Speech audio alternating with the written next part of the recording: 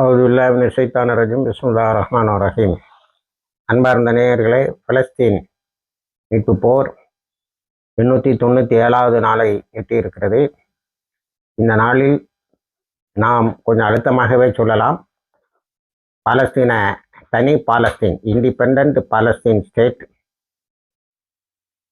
உடனேயே கிடைக்காவிட்டாலும் கிடைக்கும் வாய்ப்புகள் பலமாகவே இருக்கிறது. நெத்தன்யாஹூ அமெரிக்காவில் அதிகமாக பேசியது பாலஸ்தீன் ஸ்டேட் பற்றி தான். அதை ஒத்துக்கொள்ளவே முடியாது என்று சொன்னாலும் ட்ரம்ப் அதை ஏற்றுக்கொள்ளவில்லை. பாலஸ்தீன் ஸ்டேட்டு சம்பந்தமாக எல்லாரையும் நாம் பேசுவோம் என்று சொல்லியிருக்கிறார். அடுத்தது வெஸ்ட் பேங்க் ஆக்கிரமிப்பையும் நான் அங்கீகரிக்கவில்லை என்று சொல்லிவிட்டார். அடுத்து நெத்தன்யாஹூ அவரை திருப்திப்படுத்துவதற்கு அப்ரஹாம் அக்கார்டு விரிவடைய செய்ய வேண்டும், அது நம்முடைய முக்கியமான பணிகளில் ஒன்று என்று சொன்னார். அப்ரஹாம் அக்கார்டை கொண்டு வருவதற்கான சூழ்நிலையை உருவாக்க வேண்டும் என்று முட்டையாக சொல்லிவிட்டார். ஏன்னா நெத்தன்யாஹூ, நீ செய்கிற வேலையெல்லாம் அப்ரஹாம் அக்கார்டு வராது. கத்தரில் நீ நடத்தின தாக்குதல் அரபுக்களிடையே இஸ்ரேலை தேவையான நம்மையும் தாக்குங்கிற நம்பிக்கை வந்து விட்டது. இஸ்ரேலை நம்பி நிற்பது, அமெரிக்காவை நம்பி நிற்பது எல்லாம் வாதமாகவே எடுத்துக்கொள்ள வேண்டும். அவர்களுக்கு வாய்ப்பு தேவைப்படும் போது தாக்குவார்கள். அடுத்து மிக முக்கியமாக பேசியது ஹமாஸ் வைத்திருக்கக்கூடிய ஆயுதங்களை கீழே வைக்க சொல்ல வேண்டும், ஹமாஸ் இல்லாத காசாவை உருவாக்க வேண்டும் என்று நெத்தன்யாஹூ. அதுக்கு நம்ம ஹமாஸோட பேசுவோம் அப்படின்னு சொல்லியிருக்காரு. இதில் என்னன்னா, நேற்று நடந்த இந்த பேச்சுவார்த்தையில் ஈரானை தாக்க வேண்டும் என்று சொன்னதை அவங்களுடைய லைவ் ப்ரெஸ் மீட்டை டைம்ஸ் ஆஃப் இந்தியா எடுத்து போட்டது. இது மாதிரி பல சேனல் லைவாகவே போட்டது.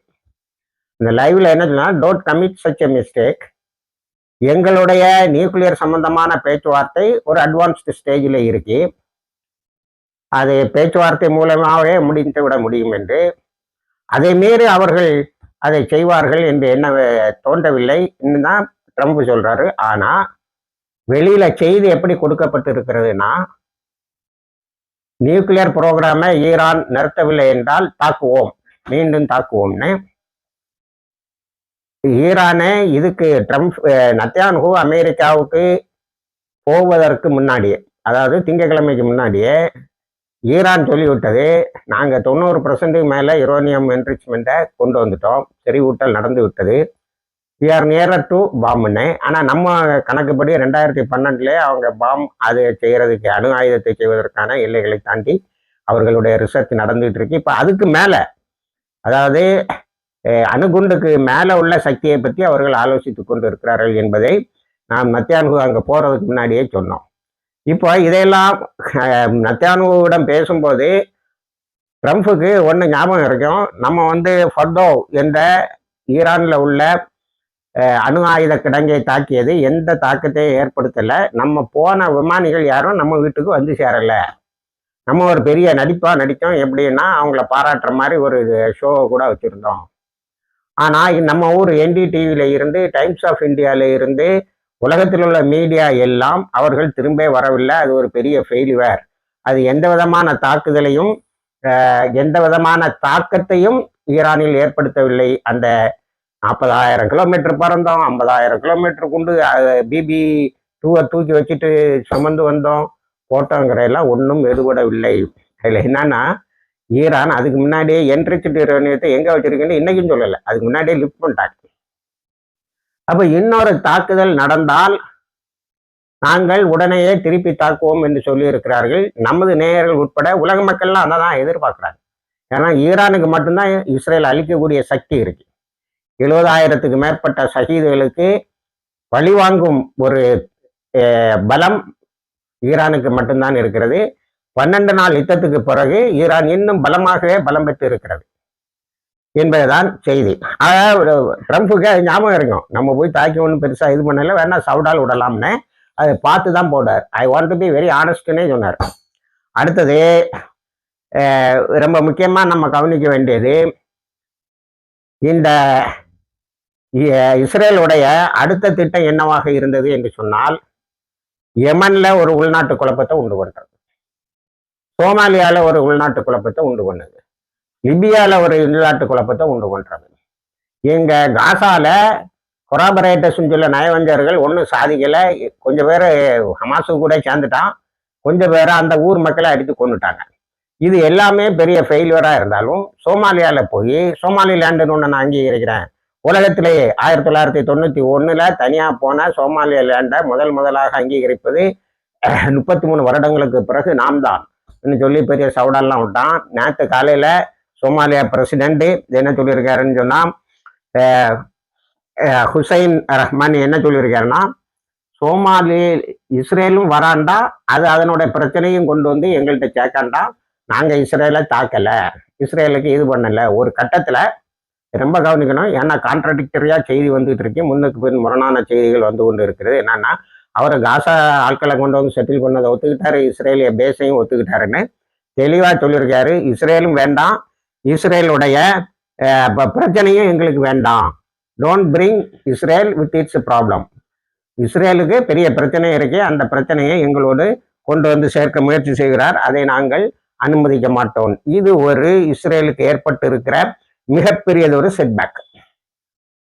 சோமாலிலேண்டினுடைய பிரசிடென்ட் ஹுசைன் ஷேக் முகமது தெளிவாக சொல்லிவிட்டார். அதுக்கு பிறகு சோமாலியாவோடு எங்களுக்கு இருக்கக்கூடிய பிரச்சனைய நாங்க பேசி தீர்த்துக்கிடுவோம். இந்த அண்டர்ஸ்டாண்டிங் முஸ்லிம் நாடுகளுக்கு இடையே வந்துட்டுனா அமெரிக்காவினுடைய டாமினேஷனும் உலகத்தில் அழிஞ்சு போயிடும். அதே போல இஸ்ரேலுடைய சண்டித்தனங்களும் ஒரு முடிவுக்கு வந்துவிடும். பேசி தீர்த்துக்கிடுவோம்ட்டாங்க.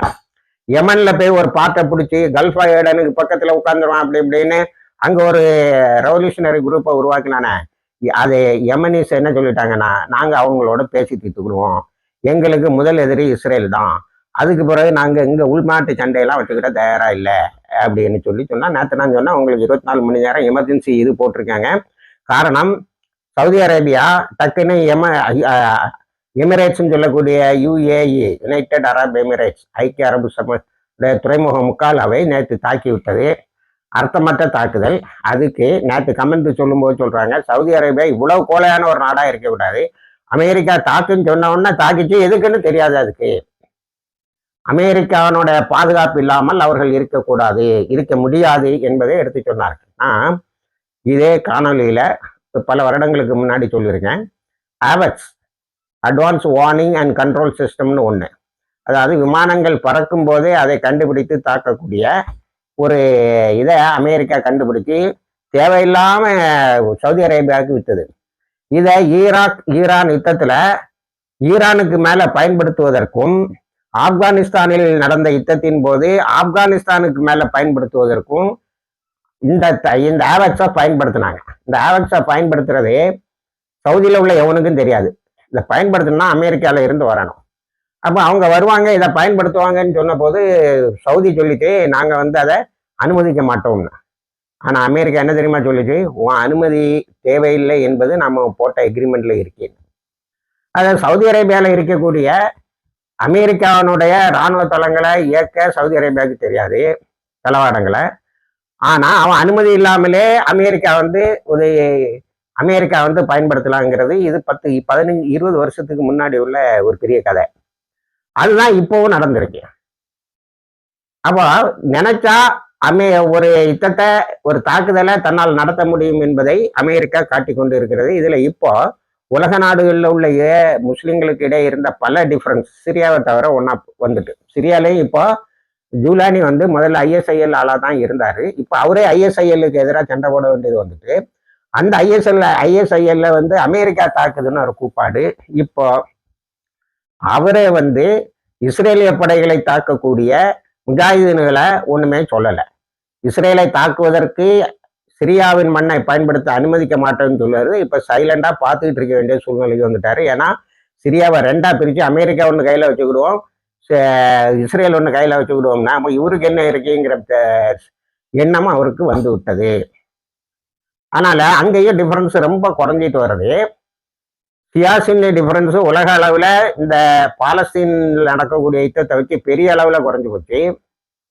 பெரிய அளவுல மாற்றி சொல்ல ஆரம்பிச்சிட்டாங்க. சியாசத்தை ஈரான் வந்து ஷியா, அதனால அதை எதுக்கணும்னு சொல்லிட்டு இருந்தவங்கலாம் ஈரான்ல தான் இப்போ கடைசி இல்லை தஜ்ஜால் வருவார், இறுதி நபி இயேசு, அதாவது மூசா ஈசா அலைஹிஸ்ஸலாம் திரும்ப அங்கதான் பிறப்பாருன்னு பிரச்சாரம் பண்ணக்கூடிய அளவுக்கு அங்கே நிலைமை சீராகி வருகிறது.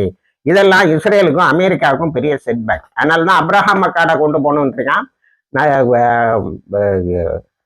ட்ரம்ப் வந்து கடிச்சு விட்டான். அப்ரஹாம் அக்காடை பரவலாக்குற மாதிரி நீ நடந்துக்கிட்டியாங்கிற மாதிரி இன்டைரக்டா ஒரு கேள்வியை கேட்டுட்டான். அது ஒரு செட்பேக். அடுத்தது சோமாலிலாண்டுக்கு போனது, அங்க காசால உள்ள மக்களை கொண்டு குடியமர்த்துவேன், அங்க அமெரிக்கா பேஸாவை இஸ்ரேலுடைய பேஸாவை பண்ண அவர் சொல்லிட்டாரு, நீ வேண்டாம், அவன் பிரச்சனையும் எனக்கு வேண்டாம், என்ன விட்டுருண்டாரு.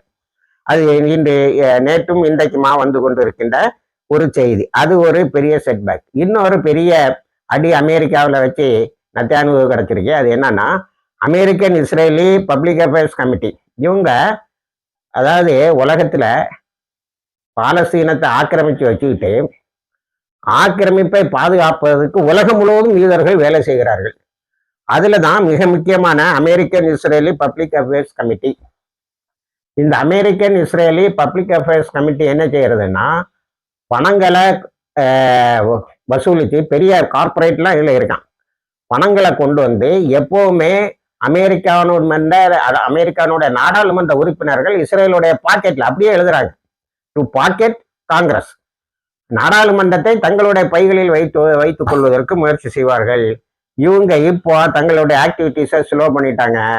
நத்தியானுகிட்ட நீ இருக்கிற வரைக்கும் நாங்க ஆக்டிவா இருக்க மாட்டோம், காரணம் நீ கூட்டுப்படுகொலைகளை செய்து உலகம் முழுவதும் இஸ்ரேலுக்கு ஒரு தீவிரவாத நாடு என்ற பெயரை வாங்கி தந்தது மட்டுமல்ல, யூதர்கள் உலகம் எங்கும் ஹேட் கிரைமுக்கு, வெறுப்பு குற்றங்களுக்கு ஆளாக்குற ஒரு நிலையும் நீ ஏற்படுத்தி விட்டாயின்னு கொஞ்சம் பேக் ட்ராக் பண்ணாங்கல்ல. போன எலெக்ஷன்ல 2024 நடந்த மிட் டேர்ம் எலெக்ஷன்ல $100 மில்லியன் அவங்க வந்து பல கேண்டிடேட்ஸும் கொடுத்துருக்காங்க. நம்ம காணொலியிலே சொன்னோம்.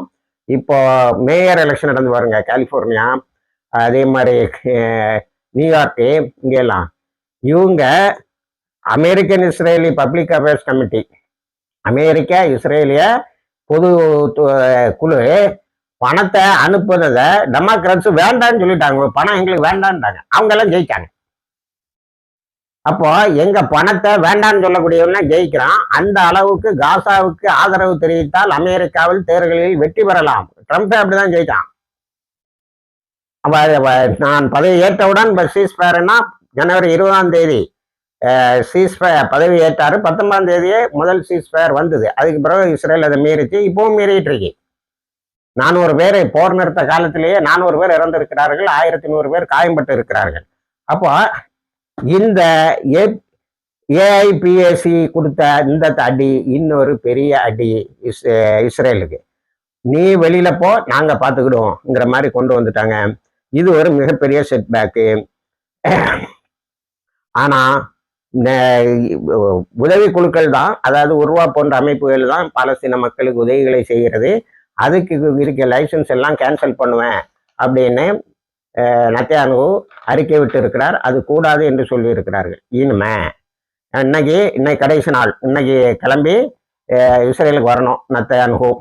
ஆனா அங்க என்ன நிலைமைங்கிறத அழகா அங்க உள்ள யோகி அகர்நாத் போன்ற பத்திரிகைகள் ஒரு அறிக்கையை விட்டு இருக்கின்றன. 32% இஸ்ரேலிஸ் நீட் மென்டல் ஹெல்த். மொத்த இஸ்ரேலில் வாழக்கூடிய 85 லட்சம் பேர் வாழ்றாங்க.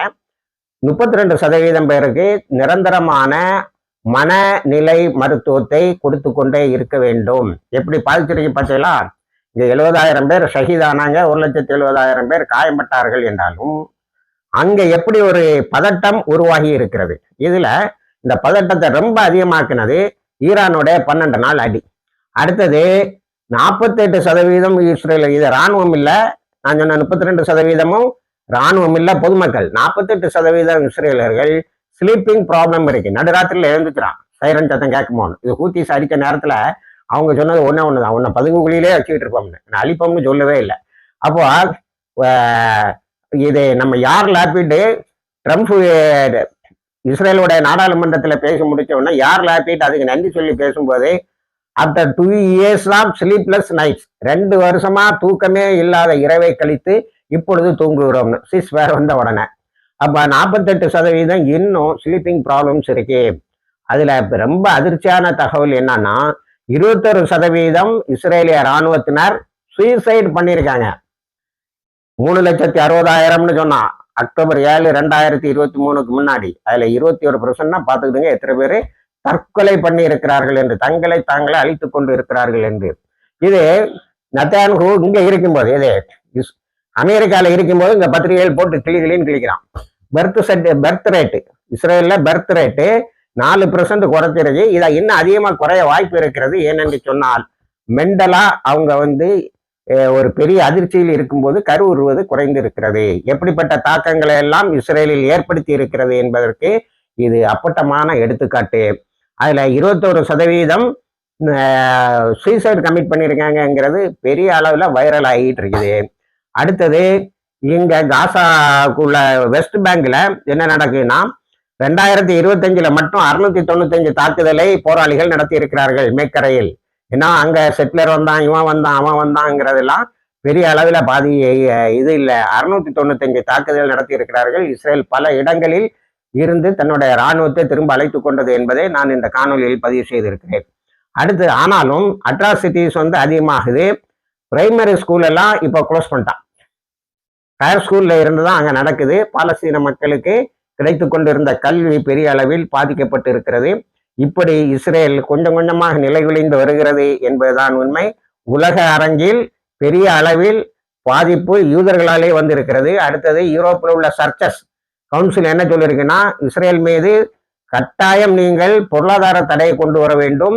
பெரும்பாலான தேவாலயங்களை சர்ச்சஸை அழித்திருக்கிறது காசாவில் என்று சொல்லி இருக்கிறார்கள். இப்படி கிறிஸ்தவர்களிடமிருந்து ஒரு பெரிய எதிர்ப்பு கிளம்பி இருக்கிறது. இது அவ்வளவு மறைத்து விட்டு என்னவோ தான் ஈரான் மட்டும்தான் இப்ப எனக்கு பிரச்சனைங்கிற மாதிரி ஒரு இமேஜை கிரியேட் பண்ண ஆரம்பிச்சா அமெரிக்காவில் அதுவும் தோல்வி. இணைந்திருங்கள், தகவல்களை தருகிறோம். வாய்க்கிறதவானால் எல்லாரும்